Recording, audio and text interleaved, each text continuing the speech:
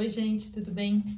Nas últimas 2 semanas, eu assisti várias palestras online e também webinários a respeito do impacto do coronavírus no tratamento de águas e esgotos, né, nas companhias de saneamento, companhias de abastecimento.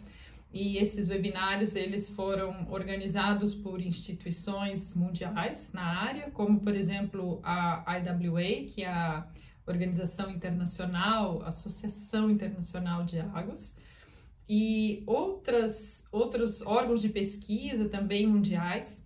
E nesses webinários, eles trouxeram, então, especialistas do mundo inteiro, eles reuniram especialistas do mundo inteiro na área, né, nessa parte de vírus, de contaminação, do tratamento de águas, de tratamento de esgotos.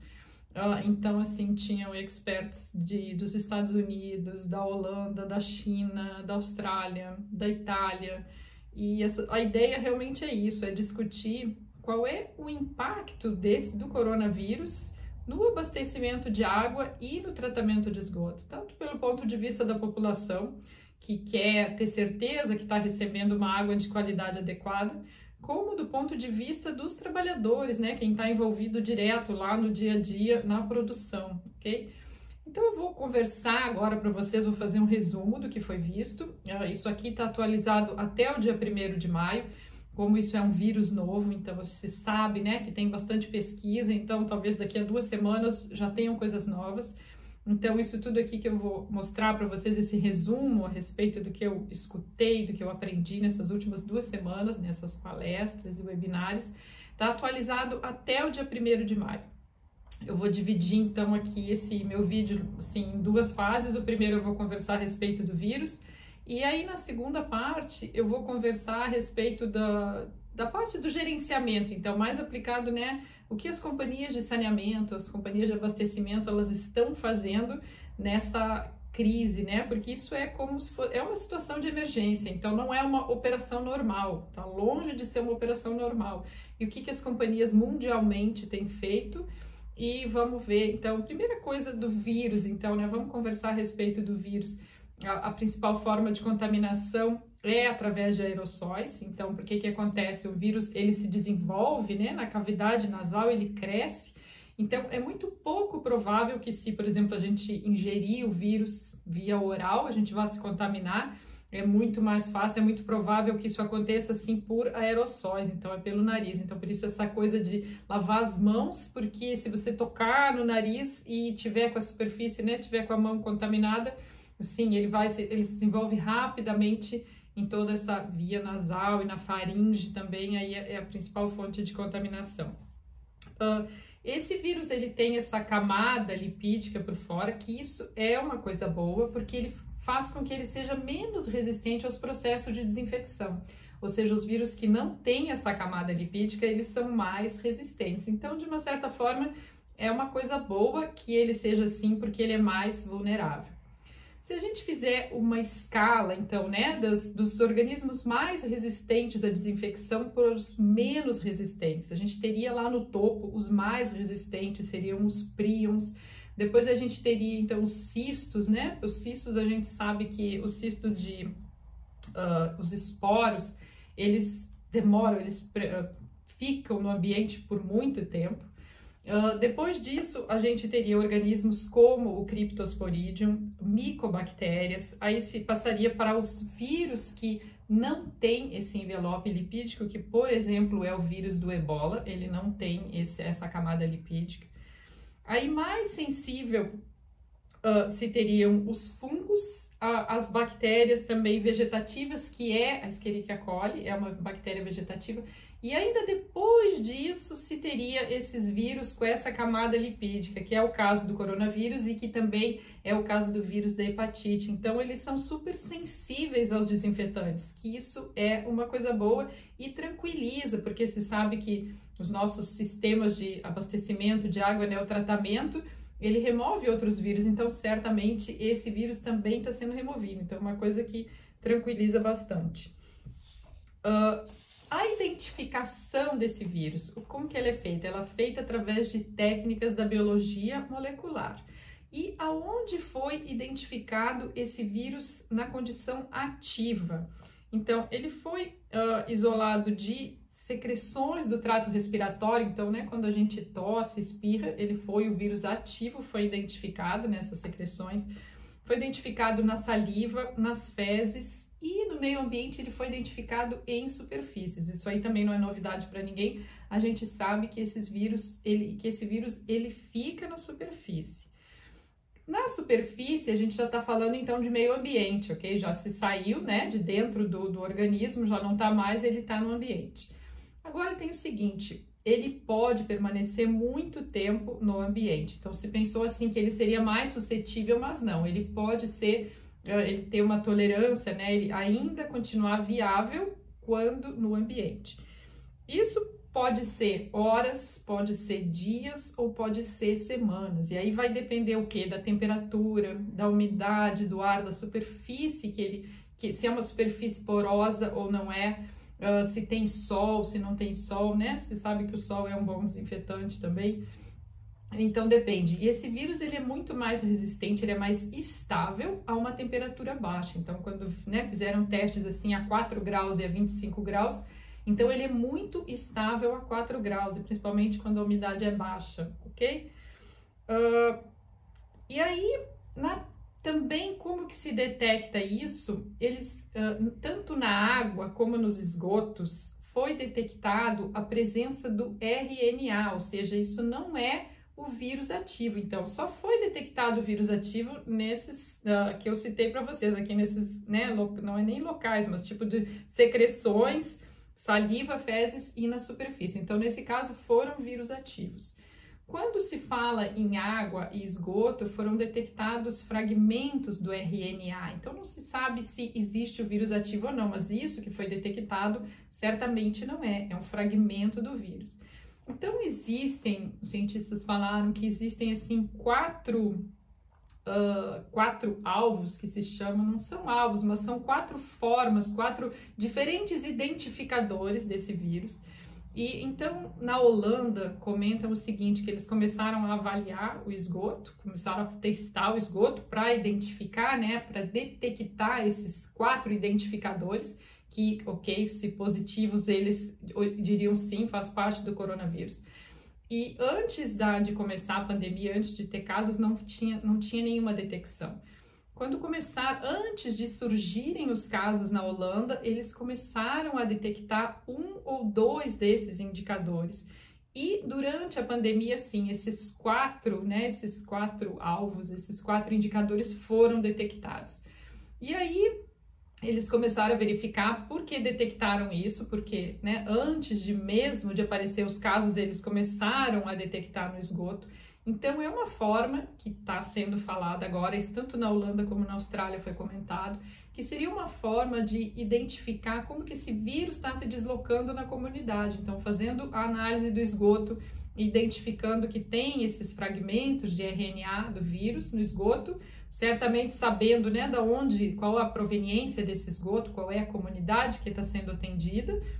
Ali certamente então tem focos, tem casos do vírus, antes mesmo de se identificar na comunidade. E então essa é uma forma que está sendo proposto, que foi observado na Holanda. Então não se detectou nenhum vírus ativo, nem em águas superficiais, nem em água subterrânea e nem no esgoto, simplesmente se detectou esses fragmentos de RNA. Mas aí tem o seguinte também. O fato de não ter sido detectado, né, o vírus ativo, não significa que ele não vai estar presente. Porque esse vírus, ele está presente em bactérias, mas não se sabe realmente se ele está ativo ou não, se ele é infectante ou não. Então, isso não se sabe. Então, pelo fato de não se ter isolado esse vírus ativo no esgoto, não significa que ele não esteja lá. Porque imagina, ele foi isolado nas fezes, então certamente em algum momento ele vai parar no esgoto, mas talvez ele não... Esses são os estudos que precisam ser feitos, que precisam ser direcionados, o comportamento desse vírus no esgoto, ok?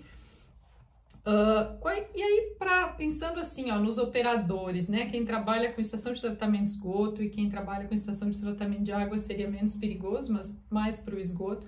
Quais são as áreas mais vulneráveis numa ET, se vocês pensarem, é onde chega o esgoto bruto, certo? Então, pega lá o gradeamento, caixas de areia, o tratamento primário, e aí passando agora um pouco, né, para o gerenciamento já.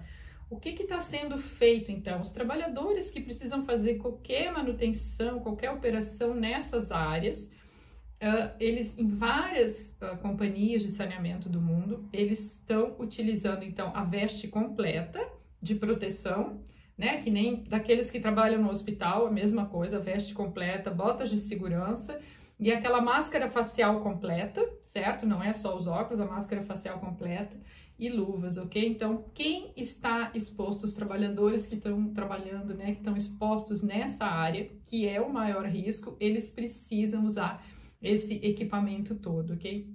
Quem vai trabalhar mais para o final, lá onde o esgoto é tratado, não foi detectado nada no esgoto tratado, então significa que provavelmente, né, há uma eliminação durante o processo de tratamento secundário. Está se falando aqui um lodo ativado, certo? Um processo convencional de tratamento de esgotos, então não foi detectado nada no final. Trabalhadores que estão envolvidos naquela área, então pensa assim, ó, se tem qualquer, alguns agitadores ou qualquer né, que tenha mais movimento da água, que possa causar, ou até com o vento, que possa causar esses aerossóis, e de alguma forma isso pode chegar no nariz, sim, é perigoso, então não se sabe. Então, por isso, esta proteção toda, e realmente o fundamental é proteger o nariz, porque ainda que caia na pele, o problema é da pessoa se tocar na pele e depois tocar o nariz, né? Então a contaminação maior vai pelo nariz. Então todos esses aerossóis e essas superfícies que ficam em contato com o esgoto bruto, sim, elas podem estar contaminadas. Aí já está se falando de superfície e se sabe que ali o vírus pode permanecer por bastante tempo. Então essa área realmente é problemática, e na parte da estação de tratamento de água, o que seria mais problemático é o que é até hoje, né? É a parte da lavagem dos filtros. Então também os operadores que estão diretamente envolvidos, que precisam chegar próximos ou fazer alguma manutenção da lavagem dos filtros, da mesma coisa. Tem que usar todo aquele traje completo, a máscara facial cobrindo toda a face, luvas, botas. E porque aí aquilo retira tudo, porque imagina assim, se vem algum respingo, alguma coisa na roupa, e aí a pessoa toca na roupa e depois toca no nariz, é assim que surge a contaminação.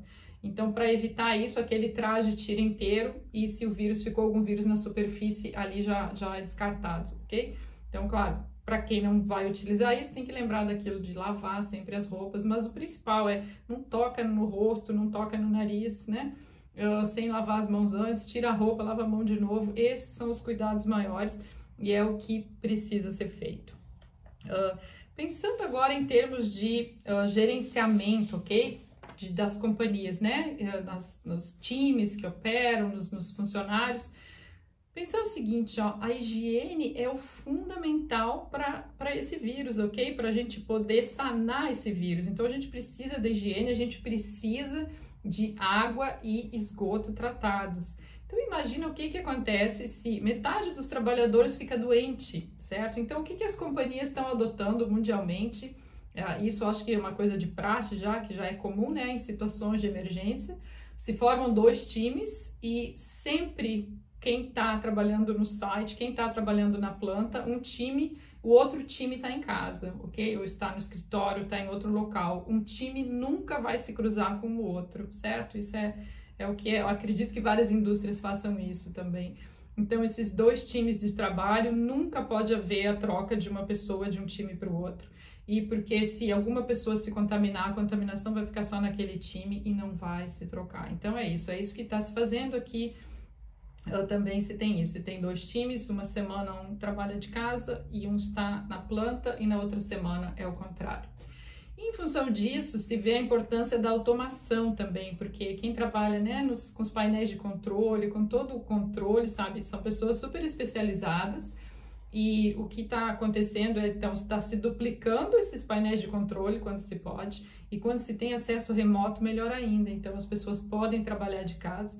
Mas no caso de não ter acesso remoto, de ter que ir para a companhia trabalhar lá, então essas pessoas que trabalham com os painéis de controle, elas são essenciais, então elas têm que ter o mínimo de contato com o exterior, com as outras pessoas para evitar, porque tem que proteger essas pessoas, porque imagina se alguma coisa acontece, elas são, né, elas são a chave ali para toda a operação. E então essas pessoas, e precisa garantir para elas então toda a parte de higiene, né, fornecer no escritório isso, então prover mais álcool gel, máscaras, fazer de tudo para evitar qualquer contaminação. Outra coisa que foi feita também, todas as pessoas que não são essenciais ao trabalho, elas foram dispensadas no momento, fica em casa, porque quanto menos gente melhor, menos pessoas para contaminar, porque pode trazer de casa, basta uma pessoa para contaminar, ok? E aí pensar lá um time todo trabalhando pode contaminar o time todo. Então essa é a ideia. No tratamento de águas também, as duas coisas, né? Tratamento de águas e esgotos, o que se puder fazer remotamente melhor, e se não, sim, fazer toda essa precaução. Todos os projetos que não eram essenciais também pararam por enquanto e só vão continuar depois, porque não se quer trazer pessoas de fora, pessoas externas, contratados, né? Que não se sabe como que podem estar simplesmente deslocando o vírus de um ponto a outro. Então, vamos evitar isso, é simplesmente as pessoas essenciais trabalhando. Equipamento de proteção individual, garantir que tenha o suficiente, que tenha bastante, que tenha adequado, que tenha, né, um estoque adequado. E pensando em estoque também, tem que se pensar nos produtos químicos, todos os produtos que precisa para desinfecção, para o tratamento, qual é o estoque que tem, o que vai acontecer se acabar o produto, tem algum outro fornecedor, ou se o fornecedor compra de alguém, ele já preveu. Então isso é realmente uma situação de emergência, e tudo isso tem que ser avaliado e já pensado por quanto tempo eu tenho produto químico, por quanto tempo eu posso tratar a água, eu posso tratar o esgoto, como que vai ser se faltar, certo? Então isso tudo tem que ser avaliado. Para as recomendações finais, o que seria o seguinte, não tem necessidade de se testar a água potável para ver se tem vírus ou não, porque esse vírus, ele é mais sensível ao processo de desinfecção do que a própria Escherichia coli. Então, os organismos que se tem já para o controle, como a Escherichia coli, elas são mais resistentes, então só o fato de analisar esses organismos indicadores, eles já são adequados para o vírus, né, para o coronavírus, então não tem necessidade de fazer testes na água para o coronavírus. E quem faz desinfecção com UV, o que é recomendado é que não trabalhe com doses baixas, é que trabalhe com doses maiores. O cloro é adequado para vírus, então isso estaria adequado. E fora isso, então, as recomendações são mais para os trabalhadores e os estudos vão continuar para tentar entender, né, como que esse vírus se comporta no esgoto e fazer todo esse gerenciamento, então, dessas companhias de saneamento e cuidar muito, né, dos funcionários, dos trabalhadores, cuidar desses trabalhadores, muita atenção com esses que realmente trabalham na parte de controle operacional, que isso é muito importante. E é um serviço especializado, não é qualquer funcionário que faz isso, então realmente eles têm que ser bem protegidos e se valer o máximo possível da automação, do que tiver, e é uma coisa que eu acho que então cada vez mais, né, vai estar se prevendo, caminhando para isso, para tentar já no futuro a gente ter mais e mais automação, vai ser melhor para até esses casos. E, como eu disse, então, todos esses comentários aqui que eu fiz para vocês, esse resumo, isso aqui está atualizado até o dia 1º de maio. E, então, se outras atualizações forem acontecendo, eu continuo assistindo esses vídeos, eu continuo, né? Eu trabalho numa companhia de saneamento, então é do meu interesse também assistir esses seminários, essas palestras que são providas por esses órgãos internacionais. E eu vou estar postando aqui para vocês, então, algum resumo, alguma coisa do que tem de novo, ok? E se vocês têm alguma dúvida, alguma contribuição, manda para o meu e-mail, então, que é o isabel@fundamentario.com.